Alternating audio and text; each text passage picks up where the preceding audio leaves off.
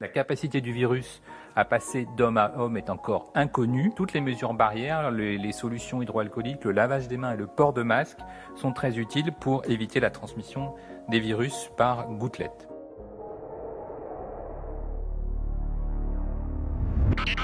Pour la population en général, il n'y a aucune indication à porter un masque. Aujourd'hui, le masque bleu ne protège de rien. Et par ailleurs, nous avons des dizaines de millions de masques en stock en cas d'urgence de santé publique pour l'émergence d'un virus ou d'une bactérie. Donc tout cela est parfaitement géré par les autorités. Et si un jour il fallait porter un masque, nous distribuerions le masque. Il n'y a absolument aucune raison d'aller en acheter en pharmacie. Sur l'utilisation des masques d'abord.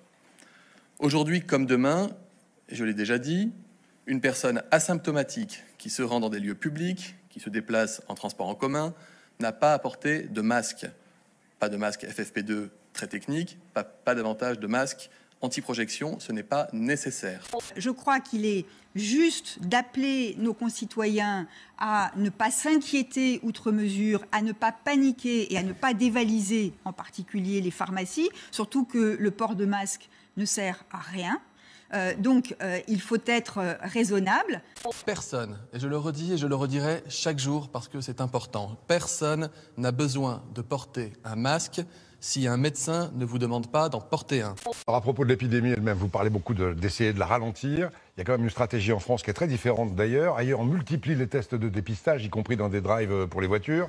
On en fait partout. En France, on les restreint au contraire. Ailleurs, on voit partout sur nos images depuis quelques jours les Italiens dans les rues de Rome avec des masques, tout le monde avec des masques, y compris aux États-Unis. En France, on nous dit que ça ne sert à rien.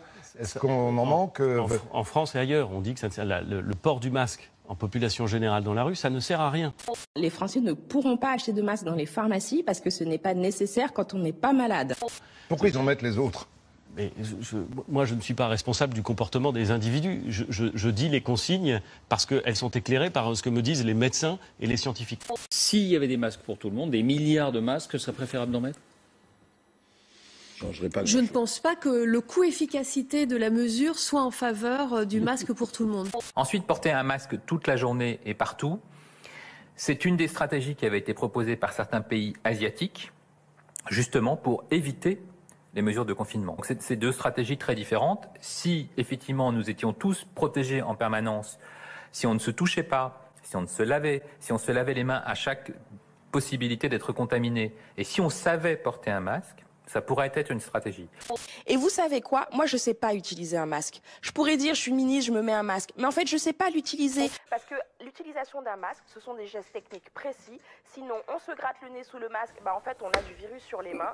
C'est très compliqué, je l'ai déjà dit, de savoir porter un masque. Tout simplement parce que ce masque, on le manipule. Or, on ne doit pas le manipuler. On l'enlève. Vous avez tous vu des gens qui ont le masque sur le cou ou le masque sous le nez.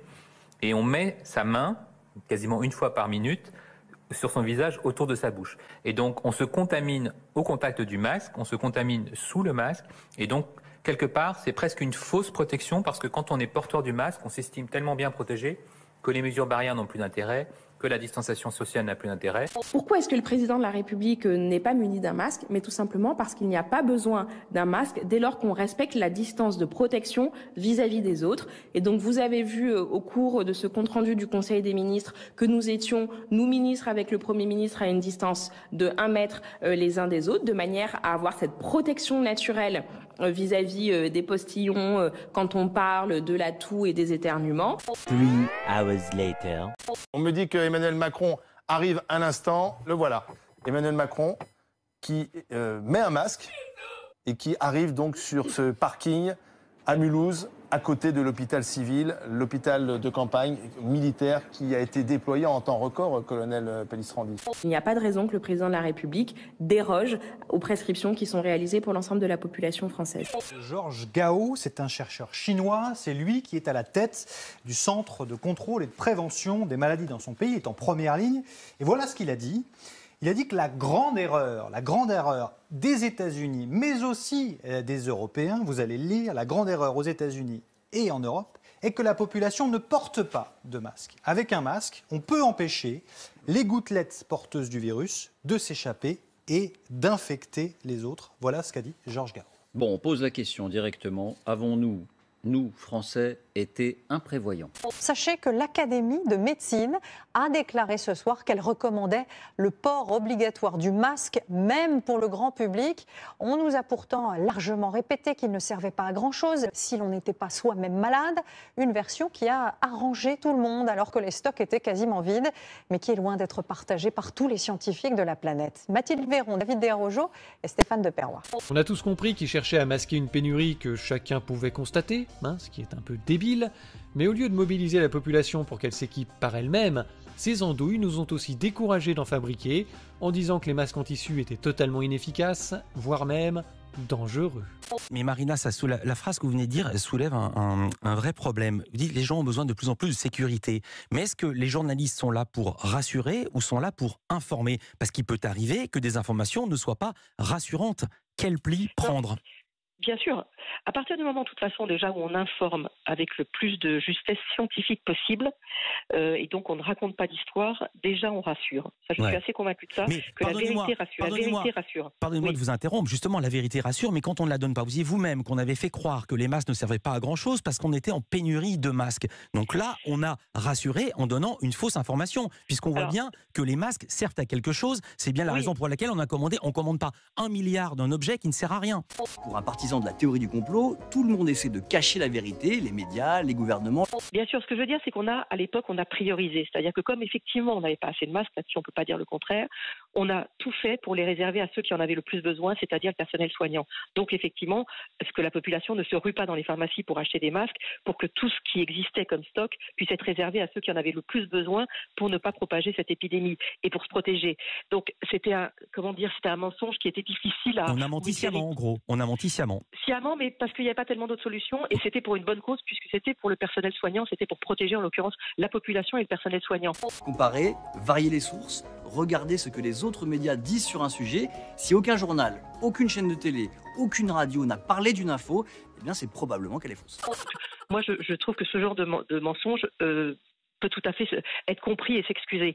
Dire voilà, les masques ne servent à rien, en sachant que c'est faux, expose les gens qui font confiance. Il y en a plein qui ont dû faire confiance. Expose les gens à des risques immédiats de mort ou de blessure. Et Madame Marina Carrère-Dancos qui vient dire oui, mais on a menti, c'était pour la bonne cause. Pour la bonne cause, madame. J'ai vu ça. Vous, j'espère, parce que j'avais fait un tweet, alors il a déjà été partagé 3000 fois, dans lequel je dis merci, bravo pour l'aveu, on vous jugera. Oui, je crois qu'il faudra veiller à ce que ces gens-là s'y mettent aussi, mais elle avoue, elle dit oui, on a menti, mais c'était pour la bonne cause. Non, madame, vous avez menti, vous avez tué des gens. Vous avez tué des gens, tout simplement.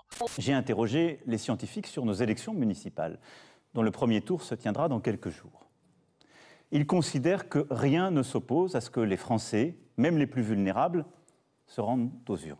Malgré l'épidémie de coronavirus, pas question de repousser les élections municipales des 15 et 22 mars prochains en France. Pour rassurer la population et l'inviter à participer au scrutin, les municipalités ont mis en place des mesures d'hygiène et de sécurité, comme ici à Amiens. En plus de l'eau et du savon, seront disposés dans chaque bureau de vote des gels hydroalcooliques. En plus, nous allons disposer de serviettes pour désinfecter les stylos à chaque fois qu'un électeur signera la liste d'émargement. Nous aurons aussi des gants, comme le prévoit la circulaire, nous avons tout prévu. Et depuis ce premier tour, des témoignages d'assesseurs, d'assesseuses de présidents et présidentes de bureaux de vote, aujourd'hui diagnostiqués Covid-19, se multiplient. À Paris, Marseille, Angers, Montpellier, impossible évidemment d'établir un lien avec certitude, mais ils sont nombreux à se poser des questions, voire à envisager de porter plainte. Claudia Bertram. Aujourd'hui, je me rends compte que j'ai été mis en danger et je ne suis pas le seul à avoir été mis en danger. Président d'un bureau de vote dans le 17e arrondissement de Paris, Paul Hatz a été diagnostiqué Covid-19 quelques jours après le premier tour. Attendez, moi j'ai un ami qui est mort, qui a tenu un bureau de vote et tout, il en est mort. Et avec sa famille, on sait très bien que ça ne peut que dans ces circonstances qu'il l'a attrapé. Je suis désolé, sur le plan pénal, avoir maintenu les élections est une faute caractérisée qui exposait autrui à un risque immédiat de mort ou de blessure. Et l'article 221.6 combiné au 121.3 du Code pénal fait que tous ceux qui ont pris cette décision et qui l'ont fait appliquer devraient normalement être poursuivis. Lorsqu'on engage une guerre, on s'y engage tout entier. On s'y mobilise, dans l'unité. Je vois dans notre pays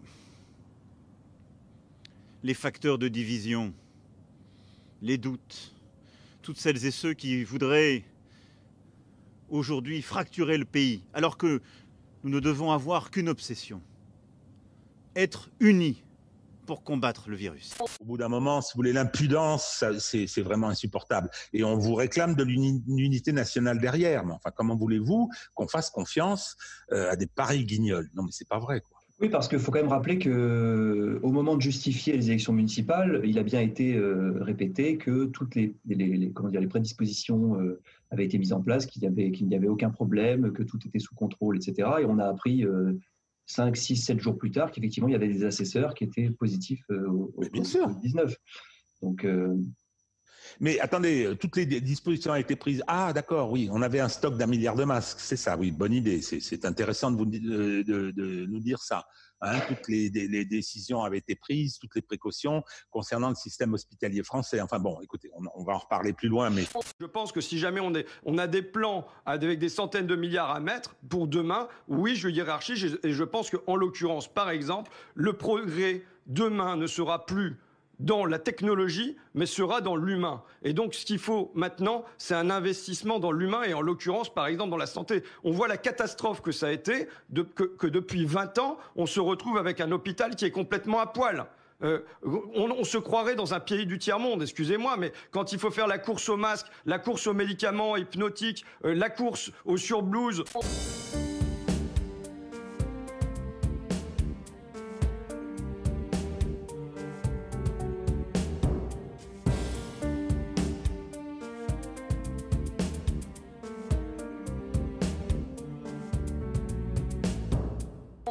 Bon ben voilà, les nouvelles blouses qui se déchirent, c'est normal. Voilà. Voilà. Sortie du sachet. Sortie du sachet. Et voilà. Voilà. Allez. Je vais prélever. Salut. Sur des prélèvements de Covid. Voilà. Bonjour, docteur Mamias à l'appareil. Je viens de recevoir vos merveilleux masques FFP2 qui normalement datent de Madame Bachelot du temps de la grippe. Comme vous pouvez le constater, ils sont moisis, c'est merveilleux. Donc on vous rappelle qu'on travaille dans une ambiance normalement parfaitement stérile. Ça, c'est des horreurs.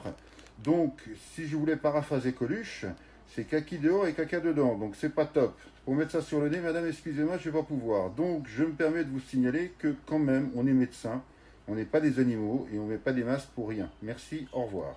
Et surtout, la course aux tests, parce que la clé du déconfinement pour la suite, c'est d'avoir des tests. Ce confinement général, il faut bien comprendre que c'est déjà notre première défaite. Parce que si on avait eu assez de tests, assez de masques et assez de lits avec les appareils de réanimation suffisants, eh ben, on n'aurait pas eu besoin de confiner toute la population. D'autres pays l'ont fait, Taïwan, la Corée du Sud, on en a parlé hier. On n'est pas les seuls à être confinés, on n'est pas les seuls à ne pas avoir assez de masques. Mais ma chère Christine, on n'est pas les seuls à être mauvais. C'est ça que je comprends maintenant. Non mais franchement... Quand on se trouve dans cette situation-là pour l'hôpital public, ça veut dire que s'il y a un grand plan d'investissement, eh ben, il faut choisir. Et en l'occurrence, la majorité, elle continue à choisir. Excusez-moi, madame la Malherbe. La majorité continue à choisir et elle continue à choisir la même chose. Dans le budget rectificatif qu'on vient de voter, ils ont voté 4 milliards d'euros pour les start-up, ils ont voté 0 € pour les hôpitaux. Je répète, en pleine crise sanitaire, la majorité gouvernementale a voté un budget rectificatif avec 4 milliards d'euros pour les start-up, 0 € pour les hôpitaux. Cette vision de la santé nous rend incapables de répondre à ce que nous voyons se lever devant nous. D'abord, le déchaînement de nouvelles épidémies. Comment a-t-on pu en arriver là? Regardez l'hôpital public, qui était réputé être un modèle pour notre pays, parmi les autres nations. Et ça l'était. Comment en est-on arrivé au point où des gens qui y travaillent sont devenus l'unique et dernière ligne qui permet à l'hôpital de fonctionner, car sans leur dévouement, parfois jusqu'à la mort, il n'y aurait plus d'hôpital public. Je vais choquer tout le monde en disant ça, mais la pleurniche permanente hospitalière fait qu'on est en permanence au chevet de notre hôpital, peut-être de façon... Vous êtes dur, là. Présentez tous les soirs cette émission et vous verrez que c'est une réalité. Pardonnez-moi.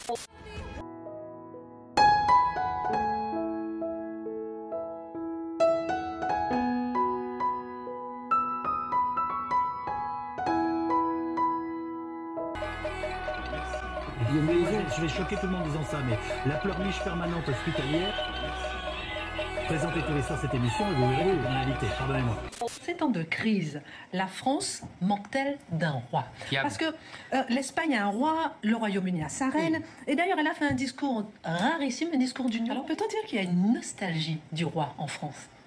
Je ne suis pas sûr qu'il y ait une nostalgie du roi en France. Beaucoup d'intellectuels, de politologues, de philosophes, surtout à droite d'ailleurs pour être honnête, ont expliqué que la France ne s'était jamais remise d'avoir coupé la tête du roi. Je vous interromps, c'est maintenant alors, voyez. Olivier Véran, le ministre de la Santé.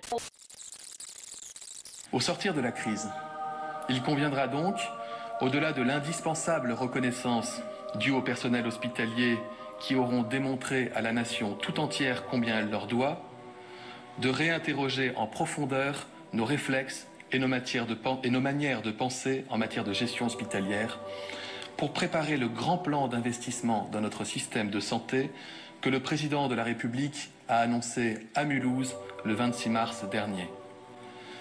D'ici là, il convient de considérer avec humilité les projets, les réorganisations engagées avant cette crise et d'en suspendre toute la portée jusqu'à ce que l'inventaire de cette épidémie, tout l'inventaire, ait pu être effectué avec tous les soignants.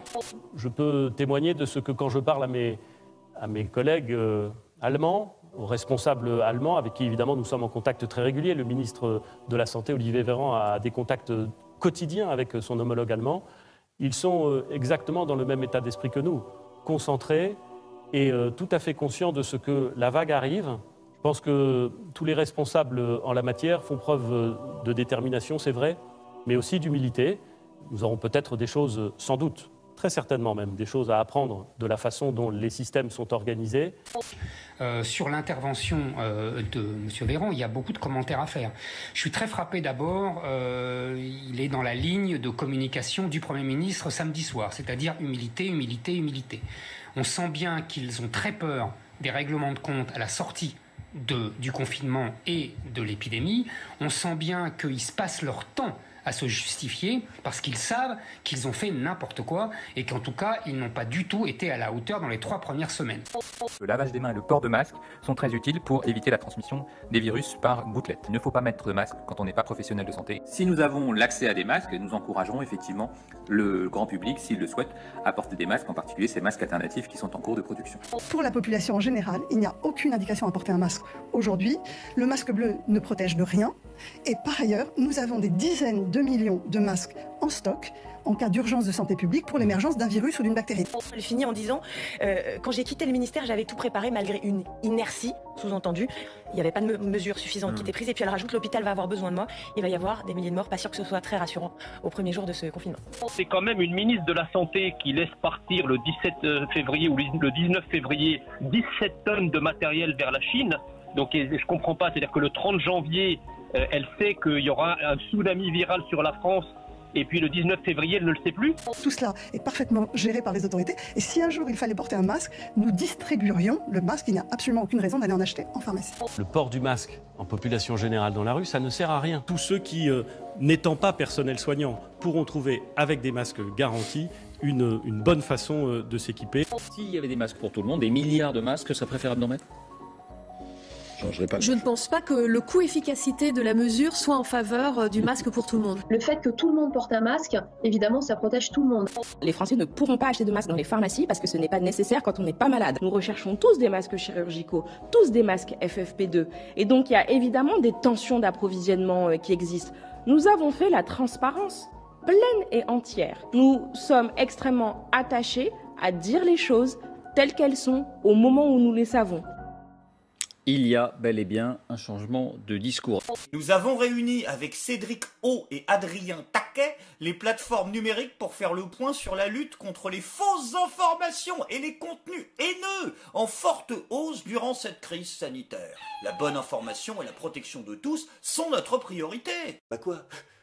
En termes d'injures et de fausses informations, c'est plus ou moins la numéro 1 du game, voire de la France, et pas qu'en période de coronavirus. Donc normalement, si elle suit ses propres consignes, elle devrait s'auto-embastiller. L'Académie de médecine de France on dit, et ce sont eux qui ont raison, qu'il vaut mieux mettre un masque qui couvre le nez et la bouche, même un masque fait maison, à condition que, bien sûr, il soit bien serré, qu'on le nettoie à eau chaude tous les jours, à eau très chaude, plutôt que rien, parce que ça vous permet d'éviter de mettre des miasmes dans tous les endroits où vous allez pour acheter votre baguette de pain. Donc, système D, écoutez les maires qui, eux, connaissent la vraie vie, et puis que les ministres, quand ils ne savent pas, se taisent, c'est mieux. C'est mieux de se taire quand on ne sait pas plutôt que d'inventer une réponse.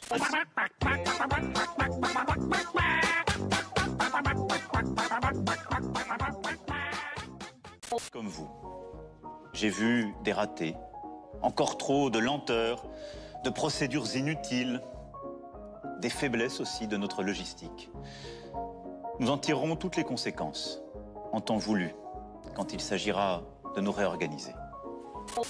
Il se met à l'extérieur des critiques, j'ai vu comme vous les problèmes, et il se met à l'intérieur de la résolution de ces critiques. Il fait comme si les problèmes n'étaient pas de son ressort, mais donc il n'est pas comptable des critiques. En revanche, il est comptable de l'amélioration du système après coup. Ça, c'est pas possible. Enfin, c'est pas du tout possible, si vous voulez, en termes rhétoriques.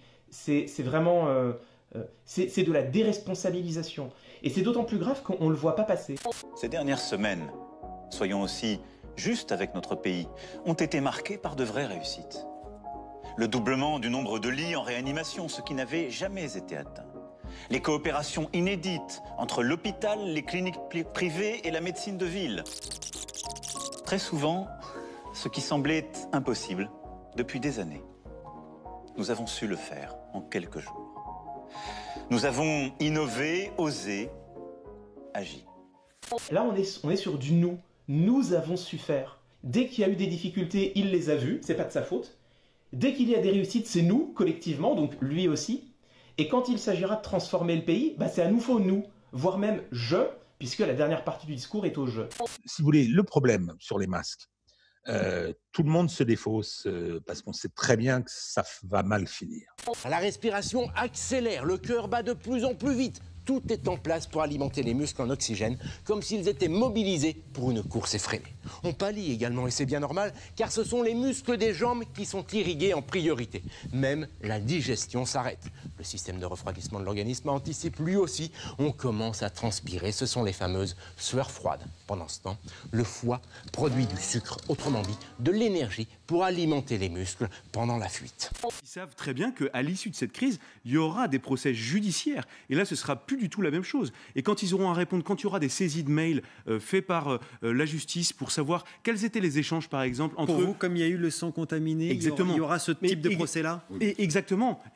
Ce sera exactement la même chose. Et moi, il y a même des ministres qui me disent on s'attend à un Nuremberg du coronavirus. Alors, le terme est un peu excessif, mais ils s'attendent exactement à ça. Si tu veux... Parce que arriver à faire taire la procédure, etc., tu as des tas de moyens de le faire. Par la garde des Sceaux, tu peux faire à peu près ce que tu veux. Tu frappes de forclusion ce que tu veux. Ça, c'est pas grave. Bon. La seule chose, c'est... les Français vont peut-être pas oublier, surtout s'ils enterrent leurs vieux, quoi. Bon. Problématique. Et d'ailleurs, il y a quelque chose un petit détail moi que j'ai trouvé intéressant. J'appelais des préfets pour faire une enquête la semaine dernière justement pour savoir comment ça se passait dans les départements et les régions. Et ils me disaient, et ça m'a beaucoup étonné, ils me disaient que de plus en plus de communication se faisait à l'oral ou alors par WhatsApp, précisément pour laisser moins de traces écrites. Eh bien, si vous voulez, je trouve que c'est un révélateur intéressant de la prise de conscience au plus haut niveau de l'État, des enquêtes judiciaires, des grands procès qui vont s'ouvrir, et à l'issue de ces procès, il y aura des responsables qui seront désignés, et à mon avis, ce sera très dur. Moi, je suis favorable. Vous êtes d'accord avec ça? Oui. Il y aura les têtes vont tomber, c'est ça? Je rappelle que, mis à part Laurent Fabius, tous ceux qui ont participé au sang contaminé ont vu leur carrière politique mise en sommeil, ce qui est le cas d'Edmond Hervé, ou brisée, ce qui a été le cas de Georgina Dufoy ou d'autres. Le seul qui a casqué, qui a été condamné à 4 ans et qui a fait 3 ans de tôle, c'est le docteur Michel Garetta.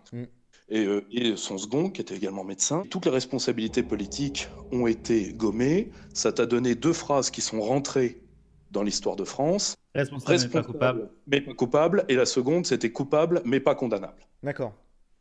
Macron, évidemment, espère que pour les siens, ça va être la même chose. Le problème, c'est que 2022 arrive quand même. Nous finirons par l'emporter, mais nous aurons plusieurs mois à vivre avec le virus. Avec humilité, il nous faut aujourd'hui décider et agir en tenant compte des incertitudes. Essayons de garder un tout petit peu de crédibilité et de confiance, parce qu'il y a des tas de gens qui posent les questions dont vous avez parlé, et vous avez 1000 fois raison. Non. Mais il faut garder un minimum de confiance pour être unis et pour rester unis. Non. Diviser pour régner n'a jamais été une solution. Non. Jamais. La confiance, c'est fini. La confiance, madame, je dis à mes enfants qu'elle se mérite. Je suis désolé, madame. La confiance dans ce gouvernement, non. Et le principe. Mais vous allez avoir confiance en quoi? On peut pas dire qu'on n'a plus confiance en rien. Non. Mais c'est la fin. C'est la fin. Humilité. Vous pouvez pas. On peut pas. Mais enfin, depuis le début, on me dit qu'effectivement, je peux pas. Depuis le début, on nous ment et vous me parlez de confiance. Vous croyez que madame Buzyn. Et madame Buzyn, elle s'est souciée de ça. Donc madame Buzyn, elle a le droit d'aller dans le monde pour dire qu'effectivement, elle nous a menti depuis le début, qu'elle savait, elle a rien fait. Mais moi, j'ai pas le droit de venir dire qu'effectivement, on ne peut pas avoir confiance dans des gens qui nous mentent. Vous avez lu la lettre signée par des soignants, médecins, personnels d'EHPAD. Une partie des scientifiques affirme qu'ils sont indispensables à l'hôpital. Où sont ces masques? Alors d'abord, effectivement que ces masques sont indispensables pour les personnels soignants, personne ne dit le contraire. Oui, mais ces masques donc, ils sont livrés très régulièrement et les personnels des EHPAD font partie des personnels cibles, mais au même titre que les personnels soignants dans les hôpitaux. Et le ministre de... Non, je ne reconnais pas qu'il en manque. Lui, il faut le frapper. À un moment donné, il faut le frapper. On ne dit pas, voilà. Si, on le dit. C'est l'expression. Non, c'est l'expression. Enfin, pardonnez-moi, mais c'est un menteur invétéré. Vous savez combien de masques ont été livrés, quand ça a été livré, dans les zones infectées, dans les grosses zones? Les 25 départements. Dans les 25 départements, 18 masques ont été livrés pour les professionnels de santé. 18. 18 par quoi? Par semaine? 18 par... Non, 18 par personne. Il y a comme un discours, une musique, des éléments de langage qui commencent à monter du côté du gouvernement. Nous avons été, je crois, plutôt en anticipation de ce qui s'est passé. Il commence à anticiper l'après.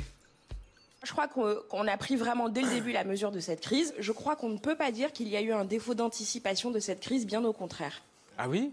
Écoutons l'interview de Sibeth Ndiaye, la même donc du 4 mars, pas décembre dernier, 4 mars, il y a 19 jours. Sibeth Ndiaye, bonjour. Bonjour. On ne va pas fermer toutes les écoles de France, comme quand il y a une épidémie de grippe en France, on ne ferme pas toutes les écoles de France. Il n'y a franchement pas de raison d'annuler ces élections municipales. On ne va pas arrêter la vie de la France. Donc si on comprend bien, en fait, les mesures de confinement les plus drastiques, vous les prenez aujourd'hui et quand on basculera dans le stade 3, il y en aura moins, c'est ça? Exactement. Quand ça circule, si ça circule. C'est quoi la phase 2? Phase A, on collecte le slip. Ouais, mais je te demande la phase 2. La phase 3, c'est les profits en tout cas. Je comprends rien, moi. Regardez, phase 1, collecter des slips. Phase 2, phase 3, profit. Ah oui, je vois. Moi, mon job député, c'est de garder la tête froide, d'avoir confiance dans les autorités sanitaires, et je crois que le revirement de la doctrine qu'a annoncé Olivier Véran, le ministre de la Santé, correspond à la réalité de la maladie. Ce qui était vrai il y a 15 jours ne l'est peut-être pas aujourd'hui. Et je pense accessoirement que la France n'est pas la seule à avoir fait évoluer sa doctrine sur les masques. Je termine en vous disant, et vous le savez comme moi, Gilles Bernstein, que d'abord on gère la crise et ensuite le temps des jugements arrivera, j'ai aucun doute. Est-ce qu'un jour en France, nous serons obligés de porter un masque? Je vous le dis à nouveau avec toute l'humilité qui s'impose lorsqu'on fait face à une épidémie d'un virus inconnu.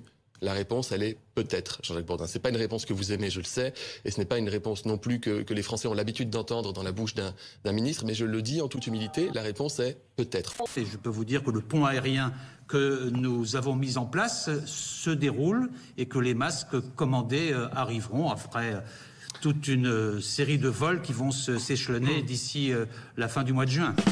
Renaud Muselier, est-ce qu'il est vrai que des cargaisons de masques destinés à la France ont été rachetées cash par les Américains sur le tarmac des aéroports chinois? Exact. Mais c'est une scène incroyable que vous nous décrivez. C'est-à-dire que ça se déroule sur le tarmac même, on sort les liasses de billets et finalement on détourne une cargaison en quelques minutes d'un avion à un autre. C'est comme ça que ça se passe? Écoutez, ce que je sais, c'est que cette aventure s'est passée. Techniquement, je ne peux pas vous raconter l'histoire. Ce que je sais, c'est que la commande qui était payée et livrable a été détournée parce que achetée. 2 avions cargo qui transportaient 16 millions de masques destinés à la France sont actuellement bloqués à Shanghai. Et en cause, c'est l'annulation des 2 dernières liaisons du pont aérien entre la France et la Chine. Et pourquoi? Parce que le pilote est testé positif. C'est-à-dire que c'est un pilote d'Air France. Nous avons envoyé un pilote français chercher des masques. Comme nous ne pouvons pas le tester, on ne sait pas s'il était positif ou pas. Il est arrivé en Chine où le test est obligatoire. Et il ne peut pas revenir parce que précisément il est positif. Mais enfin, je veux dire, on dirait un gag, pardonnez-moi. Nous sommes en guerre. En guerre sanitaire, certes. Nous ne luttons ni contre une armée, ni contre une autre nation. Mais l'ennemi est là, invisible, insaisissable qui progresse. Ils font semblant comme s'il y a un objectif ennemi devant. Vous voyez. Vous disiez, on est un pays sous-développé en matière de santé? Comment expliquez-vous un pays où on n'est pas capable de vous donner un masque quand moi, médecin à l'hôpital, je vous le prescris? Si vous venez dans mon hôpital avec une toux, que je décide de ne pas vous hospitaliser, qu'est-ce qui se passe en pratique? Je vais vous examiner, je ne vais pas vous faire de tests parce que je n'en ai pas assez. Je vais vous renvoyer chez vous en vous disant, vous allez pendant 14 jours rester chez vous et vous allez porter un masque quand il va falloir acheter votre baguette de pain. Je vais vous faire une ordonnance pour acheter un masque. Vous allez aller à la pharmacie. Eh bien, la pharmacie va vous dire, aujourd'hui, je n'ai pas de masque à vous vendre. Comment appelez-vous un pays qui n'est pas capable de fournir des masques à ses concitoyens? Les militaires viennent de limoger le Premier ministre. Ils n'hésitent pas non plus à imputer aux politiques la responsabilité de leur défaite. Je vois dans notre pays les facteurs de division, les doutes. Je voulais vous lire un petit SMS que j'ai reçu aujourd'hui, qui est le résultat de la conférence call entre médecins urgentistes, virologues et épidémiologistes aujourd'hui à Paris, les chefs de service notamment. Alors, écoutez bien, pénurie 3 points, pousse-seringue électrique, kit de prélèvement Covid, oxygène bouteille, on n'a pas assez d'oxygène bouteille, les masques toujours, les gants toujours, les blouses imperméables toujours, les respirateurs toujours, filtre de respirateur, là aussi il n'y a pas assez de filtres pour les respirateurs maintenant, le curare, donc le médicament qui sert à la réanimation, il n'y en a toujours pas, etc., etc. Pas encore de dépistage des soignants, mais à voir mi-avril, car de toute façon, on n'y arrivera pas d'ici là, patati patata, et alors baisse de fréquentation des urgences, mais pas des hospitalisations, etc., etc. Bon. Ce que personne ne sait, c'est qu'après son allocution suivie par 37 millions de Français lundi soir, Emmanuel Macron a décroché son téléphone pour s'entretenir depuis l'Elysée avec des journalistes, une dizaine d'éditorialistes. Ça s'appelle faire du off. L'idée, c'était de faire le SAV de son allocution, de donner des éléments aux journalistes pour nourrir leur papier sur la date du début du confinement, par exemple. Le 11 mai, ça permet de se redonner du muscle. Je voulais donner un horizon. Là, les Français respectent parce qu'ils adhèrent. S'ils ne voient plus le bout, ils ne suivent plus. Sur l'été, les fêtes populaires, il a fait 7 confidences. La fête nationale du 14 juillet, c'est une date psychologique. Je peux pas dire aujourd'hui, il n'y aura pas de 14 juillet. Il a même débriefé sa rencontre avec le très controversé Didier Raoult. Si je suis allé voir Didier Raoult, c'est parce que je ne voulais pas se laisser instiller dans la psyché du pays l'idée qu'on ne se laissait pas toutes nos chances. Avec humilité,